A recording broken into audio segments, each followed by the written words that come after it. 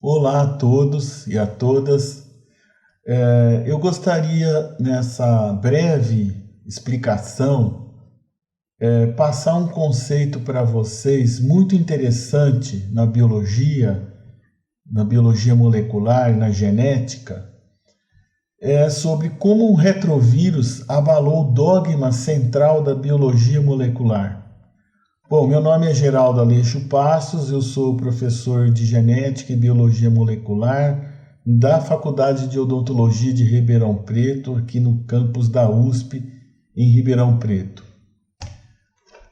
E essa história, na realidade, ela começou há muito tempo, lá em meados do século XX, quando esses três cientistas, o Avery, MacLeod e McCarthy, eles demonstraram que o DNA era a substância genética, porque nessa época a base química, a base molecular da hereditariedade era um assunto controverso. Muitos cientistas achavam que as proteínas representavam a substância genética, dada o seu grau de complexidade molecular. E outros cientistas achavam que não, que a substância genética, a responsável pela transmissão das características hereditárias, era o DNA. Então, esses cientistas, eles realizaram um experimento bastante simples, com bactérias que provocam a pneumonia em camundongos, o pneumococcus, e eles tinham duas variantes. A variante selvagem do pneumococcus, que uma vez injetado nos camundongos, elas provocam a doença, a pneumonia, e uma variante não patogênica, se injetada no camundongo, não provocava a pneumonia. Então, o que eles fizeram? Eles isolaram o DNA, as proteínas e os polissacarídeos dessas bactérias, porque são macromoléculas complexas, e incubaram, misturaram. Eles isolaram essas macromoléculas da variante selvagem patogênica. Então, eles misturaram cada uma dessas macromoléculas separadamente, inclusive, com a variante não patogênica. Qual foi o resultado? Eles descobriram que somente quando a variante não patogênica era misturada com o DNA da variante patogênica, é que a variante não patogênica adquiria o fenótipo patogênico. Então, eles demonstraram que era o DNA que era a substância genética. Isso foi um grande marco na genética, e ainda nem se falava em biologia molecular, mas a história já estava começando. A partir desse momento, vários cientistas se interessaram pela estrutura da substância genética, da estrutura do DNA. Foi quando, em 1953, Watson e Crick, eles descobriram que o DNA era uma molécula de dupla hélice, não é? Então, isso aí foi um segundo grande marco na genética, e muitos historiadores dizem que esse foi o início da biologia molecular, né? Então, o que acontece? As pesquisas foram se intensificando em torno do DNA para saber como que esse DNA ele se duplicava, né, na célula durante as sucessivas mitoses ou divisão binária nas bactérias. Então, eles decifraram todo o mecanismo de replicação da molécula do DNA, não é? Uma replicação semiconservativa. Descobriram que esse DNA ele serve de molde para a síntese do RNA, O mais famoso entre as espécies de RNA é o RNA mensageiro, porque ele codifica as proteínas. E esse RNA, então, mensageiro, que é sintetizado no núcleo das células eucarióticas, não é? Que é representado aqui em vermelho, tendo como molde uma das fitas do DNA. Esse RNA mensageiro, então, ele migra para o citoplasma da célula eucariótica e, em associação com os ribossomos e os RNA transportadores, eles dirigem a síntese da proteína. Eles traduzem, então, esse mecanismo aqui lá no citoplasma, traduz uma linguagem de ácidos nucleicos, de nucleotídeos, para uma linguagem de proteína. Então, essa foi uma série de experimentos que acabaram demonstrando esse fluxo da expressão gênica, e os cientistas criaram, melhor dizendo, um determinado cientista, o Francis Crick, que colaborou com o James Watson na elucidação da dupla hélice do DNA, ele cunhou, ele fez esse termo dogma central da biologia molecular.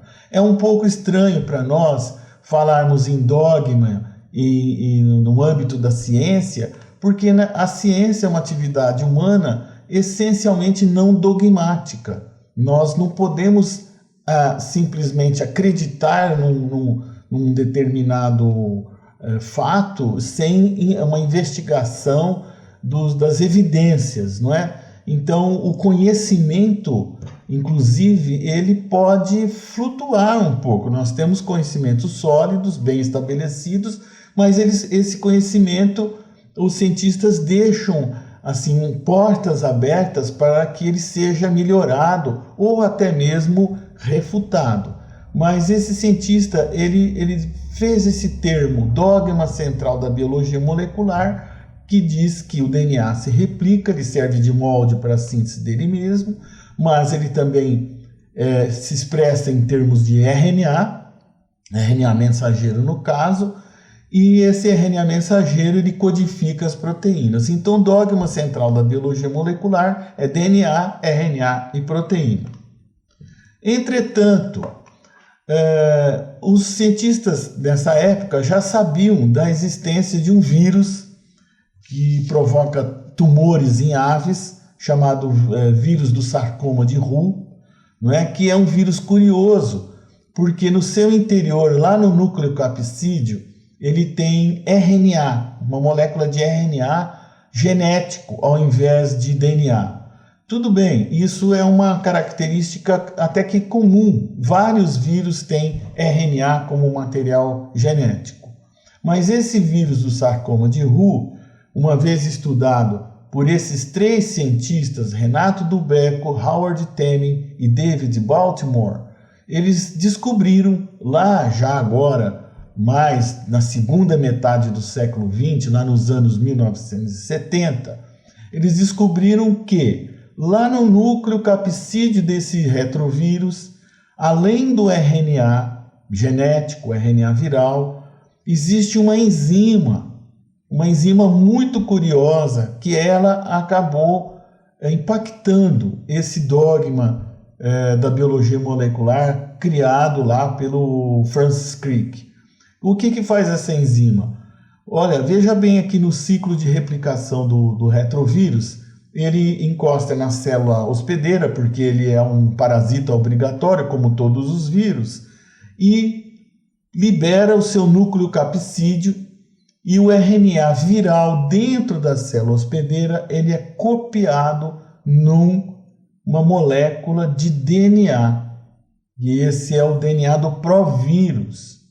Ora, veja bem, o vírus ele tem o RNA dentro dele, né? Mas quando ele entra dentro da célula, esse RNA, veja aqui no esquema à esquerda, ele é copiado para uma molécula de DNA, aqui tendo uma enzima que executa esse processo, e essa enzima sintetiza um DNA complementar, né? Uma cópia fiel do RNA, mas em termos de DNA. Esse DNA complementar, então ele é inserido no genoma da célula hospedeira.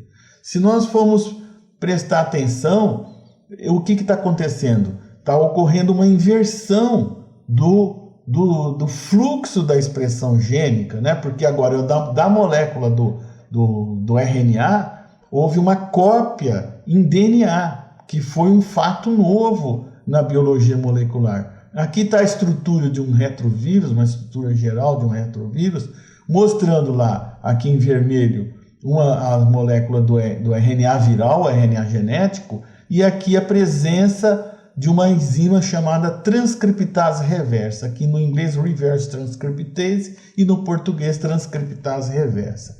Então, veja, é como nós havíamos já dito, essa enzima copia o RNA viral genético em DNA do provírus, né? Então está invertendo, veja aqui, ó, a transcriptase reversa, a enzima que inverteu o dogma da biologia molecular. Então aqui, ó, o dogma diz que o DNA serve de molde para si mesmo, através da ação das DNA polimerases, não é? O DNA sintetiza o RNA, e esse RNA, no caso, se for mensageiro, ele vai servir de molde para a síntese das proteínas. Mas a transcriptase reversa, ela copia um RNA para DNA. Então, isso mostrou que houve uma inversão do dogma de interesse para a biologia molecular, propriamente dita, né? Nós incrementamos esse dogma, então ele não era bem uma verdade estática, ele foi alterado com a descrição dessa enzima, dessa atividade enzimática, e ilustrou para nós que a ciência não oferece para nós verdades estáticas que não podem ser mudadas. Os cientistas eles estão sempre abertos a novos fatos que podem alterar um determinado conhecimento que era considerado inabalável. Então, eu espero que vocês tenham gostado dessa breve explicação e desejo a todos e a todas boa sorte nos estudos e pesquisas.